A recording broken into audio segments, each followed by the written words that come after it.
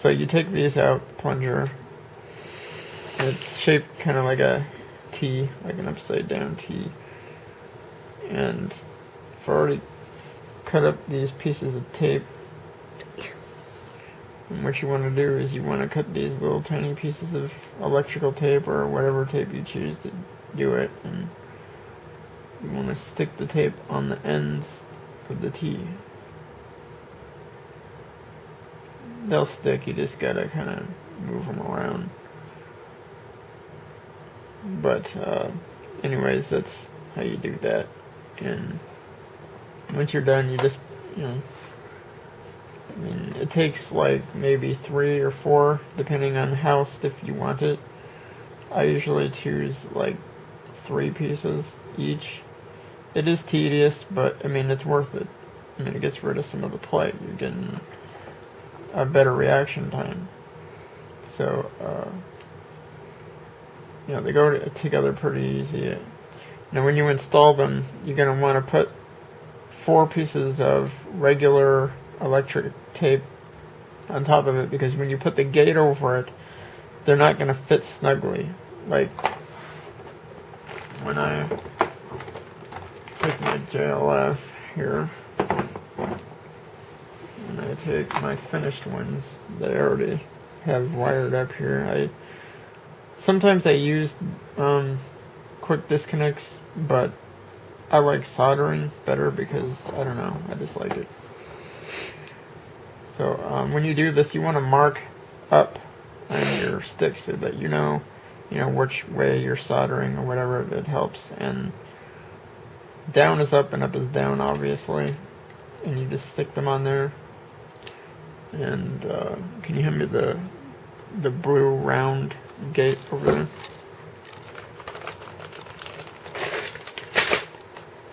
Hey, my camera's kind of...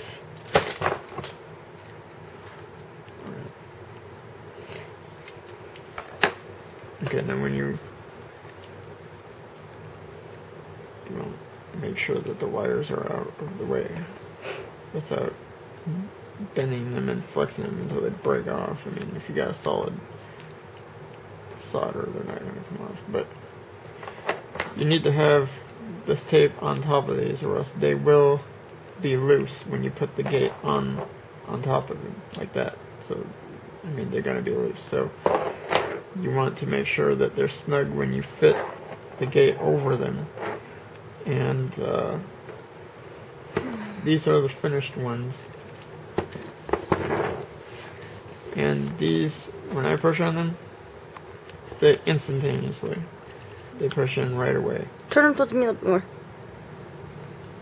Like that. A little bit less. Right there is good. So, you know, that's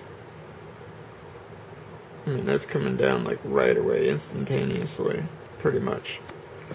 And this is an older one, without anything done to it. You have to push down quite far until it clicks. I don't know if you can hear it, but yeah, those are 20 grams, and that little technique alone will make your microswitches feel much better. And you can use this technique on any microswitch. I mean, if these are feeling like they're not, you know, like they got too much play in them or whatever, I mean, you can put tape in them and it'll improve your reaction time just a little tiny bit. I mean, if you're a pro, you know, it matters probably. I don't know if it does to you or not. I mean, to me it does. I mean, I can tell the difference, you know, but then I've been playing the game for about 1,000 years, so it doesn't matter. So that's my report on the way microswitches work and how you can mod them to be better. You know, that stupid, I don't know, I don't want to call it stupid. I mean, it was a pretty good idea. I mean, to put tape around the actuator to get rid of some of the throw. But the problem with that is, you know, the tape wears out, it comes off. You know, I mean, if you use vinyl tape, it's better, but it still comes off. I mean, it still comes off. So, I mean, And I do use an LS 33 spring in my joystick. And I mean, you can pretty much just, I mean, I have weak hands and I can move it really, really easy. And with the combined micro switches on here, I mean, it's going to be really, really, really light. And the throw, I mean, it doesn't really affect the throw that much, but I will tell you that because the 33s are longer just by a little tiny bit, when you push all the way over, you hear that? It's gonna grind a little bit. But when you're playing and it's sticking out of your joystick, it's gonna hit the sides before it does that anyways. So, I mean, it's not gonna go over all the way anyhow and cause that. So, I mean, you're in the safe. The most it's gonna go is probably like right there. It's gonna hit, and it's not gonna, you know, cause that binding. I mean, I guess you could cut it down a little tiny bit, but it would affect, you know, performance or your playing style or whatever. But indeed, that it does have the LS33 spring in here, and they will fit. So that's the end of this portion of my video to show. Later on, when I have the stick together, I'm going to measure the amount of force it takes, you know, with this to push my stick over. Like I'm going to have the bat on it, and I'm going to use this to move it over and see how much force it actually takes.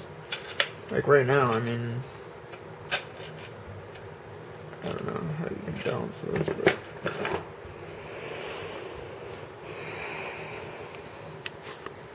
put it on there. I mean, it's pretty light. I mean, if you're an experienced modder and you know your spring levels, you know that, you know, LS33 and above, or even a stock JLF spring, it's going to be much more heavier than what these readings are right here. That's just without, you know, everything connected. And you know, this will change when I put the micro switches back in there, but stay tuned to the next video, and when this is together, you know, I'll show you how it affects the playing style. And so this is signing off. Goodbye.